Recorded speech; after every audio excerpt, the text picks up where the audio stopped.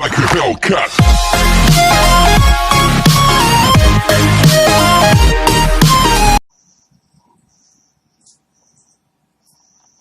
Hello students, today we will start with a new chapter of class 11 set. आज हम लोग class 11 को उसके फर्स्ट चैप्टर न्यू चैप्टर से स्टार्ट करते हैं और चैप्टर का नाम है आपका सेट. Okay, set. ये जो चैप्टर आपका सेट है, एक तो ये जो भी one day examination up to class 10th होते हैं, जैसे सीडीएस का एग्जामिनेशन, बैंकिंग का, रेलवे का, जो भी आपके वनडे टाइप के एग्जामिनेशन होते हैं उन सभी में सेट के रिकॉर्डिंग क्वेश्चन पूछे जाते हैं. तो ये हर एक एग्जामिनेशन के लिए बहुत ही इंपॉर्टेंट चैप्टर है. क्लास 11th-12th में किस तरीके से इंपॉर्टेंट है इसे जरा समझें.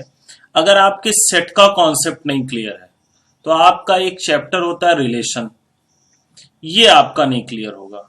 और अगर आपका रिलेशन नहीं क्लियर है तो आपका एक चैप्टर है या टॉपिक कह सकते हैं फंक्शन, ये नहीं क्लियर होगा. और अगर फंक्शन को आप अच्छी तरीके से नहीं जानते हैं तो पूरी मैथमेटिक्स ही आपकी एक तरह से आप सीधी भाषा में कहें तो पंग होगी. तो इसलिए पूरी मैथमेटिक्स को समझने के लिए भी इस चैप्टर के लिए के कॉन्सेप्ट का होना आपको जरूरी है. तो माय डियर स्टूडेंट्स, बिना टाइम गंवाए हुए हम सीधे कम टू द पॉइंट पे आते हैं और सेट क्या होता है इसके कॉन्सेप्ट पे हम डिस्कस करते हैं. ओके, तो set is the collection of well defined objects. Set क्या होता है?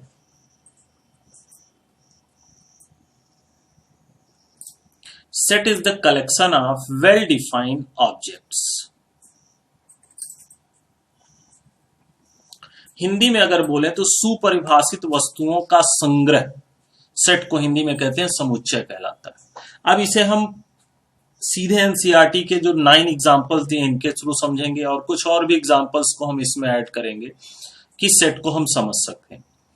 कोई भी, जैसे आपने बोला कि set of students of class, या सीधे आप एनसीईआरटी के एग्जांपल्स को ले लीजिए. क्वेश्चन कह रहा है which of the following are set, justify your answer. नीचे जो दिए गए हैं आपके कुल 9 स्टेटमेंट, इसमें से कौन सा सेट है और कौन सा नहीं है.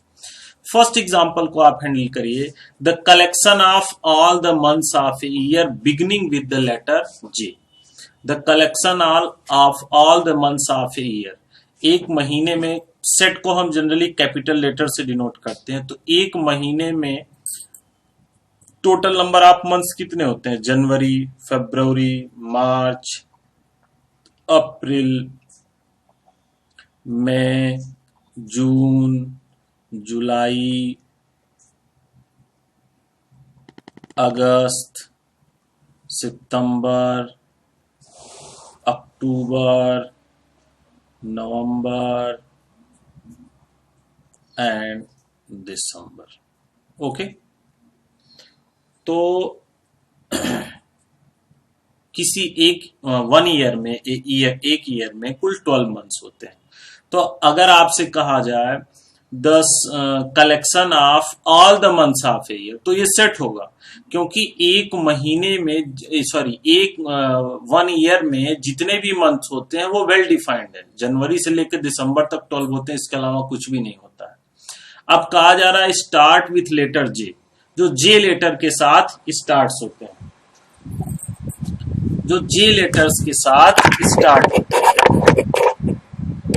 ओके, अब जे के साथ कौन कौन सा स्टार्ट होता है? जे के साथ जनवरी स्टार्ट होता है, जे के साथ जून स्टार्ट होता है, जे के साथ जुलाई स्टार्ट होता है. ठीक है, तो ये जो सेट है फर्स्ट, ये सेट होगा. क्यों सेट होगा? क्योंकि इसके अंदर जो भी आपके एलिमेंट्स हैं, जो भी आपके ऑब्जेक्ट्स हैं, वो वेल डिफाइंड है. ठीक है, 1 ईयर में 12 मंथ्स होते हैं, तो ये भी एक सेट है, क्योंकि 1 ईयर में जो 12 मंथ होते हैं वो वेल डिफाइंड है, जनवरी से लेकर दिसंबर तक. और जो जे से शुरू होते हैं वो जनवरी है, जून है और जुलाई है. ओके, तो फर्स्ट जो है वो सेट होगा.